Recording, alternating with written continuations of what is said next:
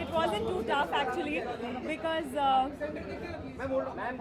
नौमिता के साथ मैंने बहुत काम किया है, मैं उनसे बहुत डरती थी, तो जब इनका फ़ोन आया और उन्होंने कहा कि मैंने किताब लिखी है, क्या तुम लॉन्च करोगी, से पहले मैंने हाँ कर दी बिकॉज एडवर्टाइजिंग में मैंने बहुत काम किया है इनके साथ। इंडिया के सबसे बेहतरीन एड फिल्म मेकर्स में से ये जाने जाते हैं और तो मुझ में अब भी वो डर है इसीलिए मैंने तुरंत हाँ कर दी। So it was rather simple to get me to do the book launch, but I'm also very, very excited to be launching Naumita and Sanjay's book. Ma'am किस तरह की किताबें आप पढ़ती हैं और मैं पहले बहुत पढ़ती थी, अब मैं अनपढ़ हो गई हूँ फिल्म स्क्रिप्ट्स के अलावा बहुत पढ़ने का मौका नहीं मिलता, पर ये मुझे मज़ेदार इसलिए भी लगी क्योंकि जब हिस्ट्री से मैं ज़्यादा थोड़ी तंग आ जाती हूँ, तो अगर हिस्टोरिकल फिक्शन हो तो एक इमेजिनेशन का वहाँ स्कोप होता है कि आप सोचते हैं कि अच्छा ये तो हो रहा था पॉलिटिकली, हिस्ट्री कहता है कि ये हुआ, पर इंडिविजुअल्स के लाइव्स में क्या हो रहा था at that time, that excites me a lot, which is why I think this is and it's a very gripping book. इसको फिल्म ज़रूर, they should make it into a film. Vidya, आपको लगता है कि किताबों की, बुक्स की, ब्लैक एंड वाइट की अभी भी महत्वता उतनी है या फिर फिल्म्स और इंटरनेट, सोशल नेटवर्किंग अब उतना ज़्यादा आगे आ गया? आई थिंक किताबें हमेशा रेलेवेंट रहेंगे। आई डोंट, जिनको पढ़ना अच्छा लगता है वो शायद आज किंडल पे पढ़ें, यू नो, हार्ड कॉपी शायद कम पढ़ें, पर I know a lot of people who still like to read, like that touch and feel of a book. Any book on your memoirs or something which we can expect, like? मेरी उम्र क्या लगती है आपको? मेमोआर्स के लिए time हो गया सुमित? चलता रहना चाहिए ऐसा। फिलहाल तो नहीं। अच्छा, एक चीज़, दो चीज़ मुझे पूछनी है। Had you ever got Oscars? Yes, I did. कैसा रहा आपका अनुभव? आई थिंक दुनिया भर के लिए बहुत ही एक अनोखा अनुभव रहा। ऐसा भी हो सकता है या फिर कुछ भी हो सकता है, प्रूव हो गया वहाँ। सिर्फ वहीं पे होता है या हमारे यहाँ भी होता है ऐसा? यू नो, होता ये कि ऑफकोर्स हमारे यहाँ हम जानते हैं, पर हमें हमेशा लगता है कि नहीं वहाँ ऐसे नहीं होता होगा, पर वहाँ भी ऐसे हुआ। एक चीज़ और, मुझे एक चीज़ पूछनी थी, please if you think answer it. Gulmehar Kaur, आपने पढ़ा होगा उनके बारे में जो चल रहा है, आपकी प्रतिक्रिया कुछ, अगर थोड़ा बहुत अगर आप कुछ प्रकाश डालना चाहें? यू नो, मैं इसके बारे में ज़्यादा नहीं कहना चाहती because I think what we really need to respect is people's freedom of expression. उसने कुछ कहा, किसी और ने कुछ कहा, सब अपनी अपनी जगह सही है, अपने अपनी जगह सही है, पर मैं इसमें और ज़्यादा नहीं कहना चाहती because I think everyone has a right to express what they feel. Violence ठीक है, वायलेंस नहीं होना चाहिए? Of course नहीं होना चाहिए, बिल्कुल कोई भी नहीं, वायलेंस कोई भी नहीं चाहता। एंड मैम कवर अगर हम देख रहे हैं तो छक्के से हमें लग रहा है कि ये शाहिद और कंगना है फ्रॉम तो ये कवर के बारे में जरा बताएं। ये आप बताएं प्लीज। ये हमारी इंटेंशन बिल्कुल नहीं थी कि वो कुछ किसी के साथ रिजेम्बलेंस हो उनकी। We were trying to get the feel of Aditi and the main character, and these were friends who agreed, so that's how we got there. Ma'am फिल्मों की क्या तैयारी चल रही है अगली किस में? बेगम जान रिलीज हो रही है 14 अप्रैल को और उसके बाद तुम्हारी सुलू की शूटिंग शुरू होगी, तो बस फिलहाल तैयारी चल रही है।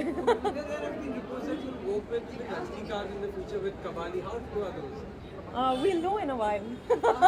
Thank you. Before you leave, you came as a fresh here with this wonderful sari. Thank you. Elaborate on this. I can, you know, Pranay and Shaunak, my stylist, got this for me and I absolutely loved it because there's something very classic about it, which is why I bought it. चलिए जल्दी से आप Oscars के red carpet पे आए हमारे लिए। हाय हाय, इंशाल्लाह ऑस्कर लेके आऊँ, दुआ करना यार।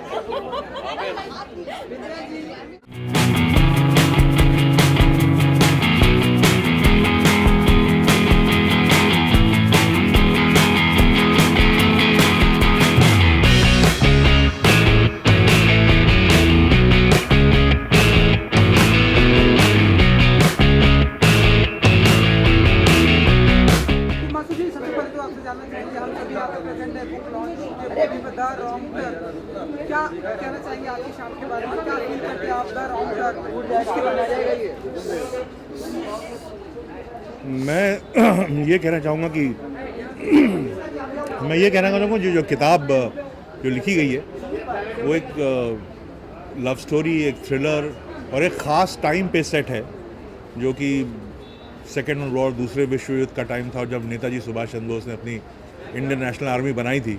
अब बहुत कुछ बोला जा रहा है सुभाष चंद्र बोस की इंडियन नेशनल आर्मी के बारे में, और सुभाष चंद्र बोस के उस काम पे वो सही थे, गलत थे, वो हैं, वो नहीं है, वो मारे गए कि नहीं मारे गए, वो तमाम तरह की कॉन्ट्रोवर्सीज है। तो बहुत मज़ेदार किताब है, बहुत सही टाइम पे है। उसकी किताब की निकलने की टाइमिंग बहुत अच्छी है, बिकॉज बहुत सारे लोग उत्सुक हैं जानने के लिए कि ये क्या हुआ था। बट ये एक फिक्शनल किताब है और बहुत मज़ेदार, it's a very very good read. तो जिनको हिस्ट्री की में दिलचस्पी है उनको मज़ा आएगा, जिनको एक love story, thriller based love story और बहुत ही एक पीरियड में सेट फिक्शन में इंटरेस्ट है उनको भी मज़ा आएगा। तो दोनों तरह के both kind of readers would enjoy this book.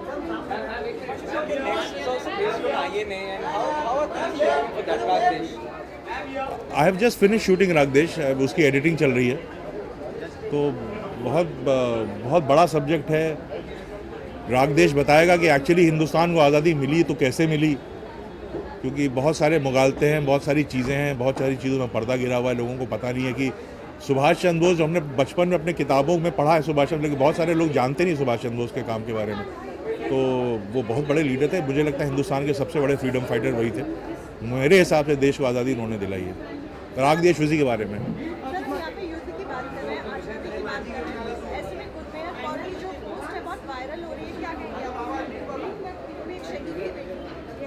हाँ, लेकिन मुझे ये वक्त अच्छा नहीं लगा। मुझे सिर्फ उसकी पोस्ट के बारे में बात नहीं, ये टाइम में हर चीज़ को मुद्दा बना देना, क्योंकि आपके पास एक ऐसा प्लेटफॉर्म है ट्विटर या कम्युनिकेशन के तरह, हर चीज़ को न्यूज़ बना देना, हर चीज़ को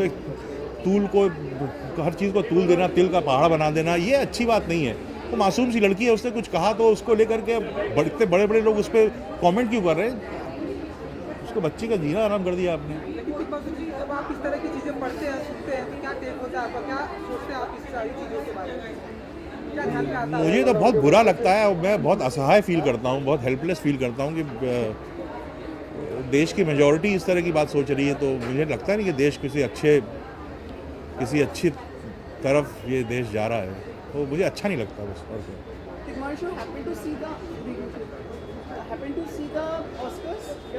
और यस, कैसा रहा पूरी सेरेमनी, आपको कैसा देखते? ऑस्कर एंटायर सेरेमनी बहुत अच्छी थी, हमेशा अच्छी लगती है, बहुत एलिगेंट होती है। और हमको लगता है कि हमारे अवार्ड शोज़ ऐसे क्यों नहीं होते, हमारे अवार्ड शोज़ में इतनी बढ़ती की होती रहती है, इतना पॉइज और इतना एक रीगल और एक तमीज़ से क्यों नहीं करते हैं हम लोग। बट देखिए वहाँ भी इतना बड़ा फियास्को हो गया। तो ये भूलने की जो चीज़ है ना, जितना सोशल नेटवर्किंग साइट्स और जितने प्लेटफॉर्म्स कम्युनिकेट करने के लिए बनते जा रहे हैं, इंसान उतना भूलता जा रहा है। देखिए उनसे भी गलती हो गई, उनसे वो नहीं होती ना सब ऐसी गलती से। ये ऐसी नहीं होती, और तरह की तमाम गलतियाँ होती हैं। But are you satisfied with the ceremonies which happen here? Like in the I was very happy that La La Land did not get the Best Picture award and Moonlight got it. तो जब La La Land बोला था, I was disappointed, but when Moonlight got it, मैंने कहा देखो, there's some hope, there's justice. Thank you so much. Thank you very much. Thank you. And now, finally, we have the girl who makes her path wherever she goes, Vidya Balan.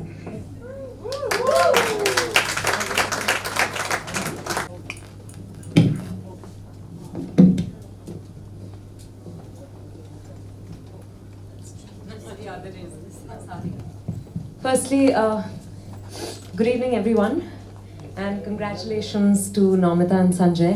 I was asked outside, why did you agree to read the book today, or why did you agree to be here today? And I've done many ads with Namita and Shubir at White Light, and I was petrified of them as a model. So the moment I got a call from Namita, it firstly took me a day to return the call. Now you know why. Not again. I thought, I didn't know what she was going to say, and then she said, I've written a book And will you launch it? Before she could complete her sentence, I said yes. But, you know, this book is of course called The Wrong Turn. You're in very good company. 50% of the people can't say No, but I must tell you that, you know, the book is called The Wrong Turn, but ironically, my life as an actor took the right turn working with Namita and Shubir. I remember, you know, I thought acting was about a pretty face, and okay, I did think I had a pretty face back then. But, you know, I thought that's what it was about, and I was doing a lot of ads, and then we went to Rajkot for an ad film. It was about a bike. I don't want to name it for obvious reasons, but we were doing the ad, and you know, both the male model and me just couldn't get the moment right. It was about this man, you know, who's just come back from the army and who gets a call. There's a message on the radio calling all army personnel back to the front. And we just couldn't get it right. And I remember getting fired by Namita and Shubir. And I remember then, you know, somehow I got the shots right, and then there was a shot, there was a hand shot, and normally they have hand models to do it. So, you know, I hadn't really manicured my fingers or anything. I hold the transistor and she fires me. She says, your nails are chipped. And you know, you're firstly this woman in the village, you're not going to have such long nails, and then, you know, to make matters worse, one nail is shorter than the rest of them. And I was mortified, you know. I went back into the room, I had tears in my eyes, and I said, what the hell, why is she... But when I came out, she actually had this chat with me, which just made me look at everything very differently. It was actually that ad film, and I've never had a chance to thank you personally for that, but thank you so much. Because, you know, during that shoot, she said it's so important for an actor to just soak in experiences of all kinds, whether you like it or not. You know, keep observing people, read the newspapers, read books, watch plays, movies, listen to music you like and don't like. Just keep yourself open to experiences. That's when you'll be able to feel a moment that you know, haven't experienced personally. And I think that changed a lot for me, and which is why I'm here today to say thank you more than anything else, and all the best to both of you. Sanjay, you're a bonus. I know your better half. Very well. And I was thrilled to know that you've co-authored the book, and all the best to both of you. That's a long speech. Should I even read now? yes. You're supposed to say yes.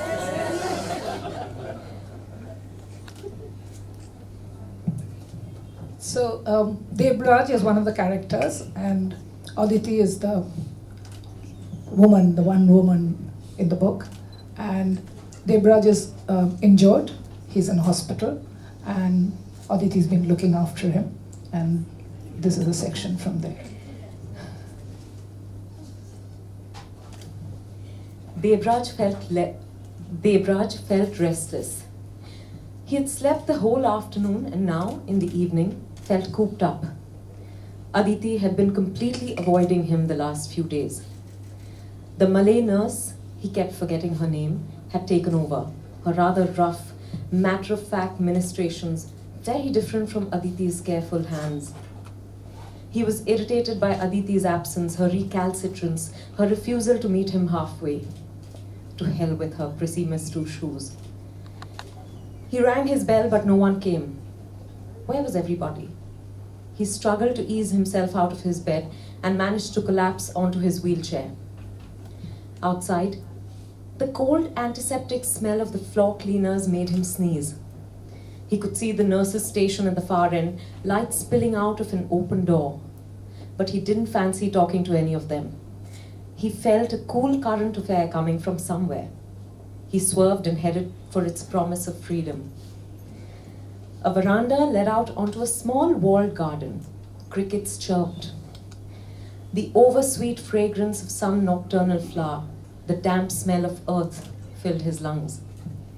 It was turning dark, twilight softening the outlines of the little stone cherub perched under a drooping willow. he suddenly thirsted for a stiff drink and a cigarette. He thought of Nishanko, how he would never light a second cigarette from his match, calling it sniper bait. One strike, the enemy can't draw a bead.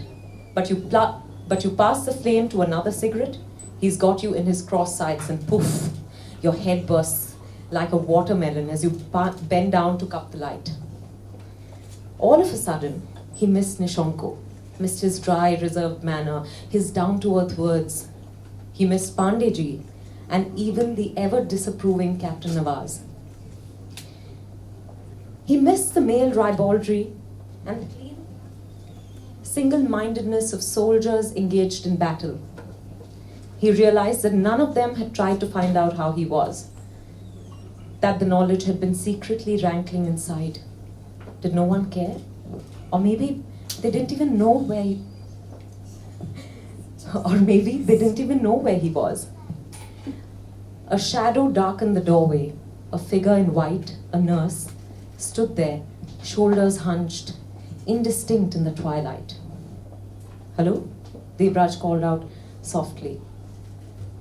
She straightened up, stepped into a spill of light. It was Aditi. He was absurdly happy to see her. She drew in a deep, shuddering breath. "What are you doing out here?" "Following doctor's orders, doing my evening constitutional." "Where's everybody?" He was glad to have her back. She shook her head as if trying to clear it. "One of the operations up north, it went wrong. We've all been busy." "Are you okay?" A long sigh of bone tiredness. She absent-mindedly started peeling off surgical gloves. He saw they were soaked in blood. He noticed that she still had a surgical mask curled around her throat. Without looking at him, she started to talk in a flat monotone. "They tell us it's useless, to waste time and supplies on the ones who are too damaged. It's so tough to get medicines, morphine. We're always running short. So who deserves them more? The ones who can continue to fight, or the ones who've already fought so hard and sacrificed so much? We make that call every night. We play God." He wheeled his chair, reached out his hand. She took it absent-mindedly, slowly sliding down the stone wall till she was resting on the stone flags, propped against his bandaged leg. He cupped his hand on the nape of her neck. She leaned back, accepting the solace. They accept our professional judgment silently. No complaints. But their eyes, Debraj, their eyes. What happens if we're wrong? Maybe if he had held on a little longer, given him some more penicillin, maybe... Who did you lose? Too many. Anwar Qasim. A big bull of a man. A laugh like a big drum. Told me to give the morphine to the bachas, the kids. Went so gently into the night with his God's name on his shattered lips. She started to cry softly, hot, fat drops. He leaned forward and enfolded her, burying his face in the springly, curly, cloudy mass of her hair. She smelled of hay, spring water, oranges, and lye. They remained like that for a long moment. Then she stirred, turned her face up to his. He stared at her at the wide apart eyes, the dark bruises of weariness like smudged coal underneath. She stared back. His hair had grown back curly. He had not been shaving, and his cheeks, hollow, thin, were shadowed with the beginnings of a beard. The irises of those grey, gold-flecked eyes were wide open, dilated like a cat's. The scar across his forehead, still healing, was a livid pink. She reached up to touch it with her fingertips. He held them, brought them to his lips. Then they kissed, chaste at first, the merest brush of lip against lip. Then exploring, feeling their way. Then the shock of hunger, and finally the plunge into the wet, secret recesses of each other. It was her first kiss.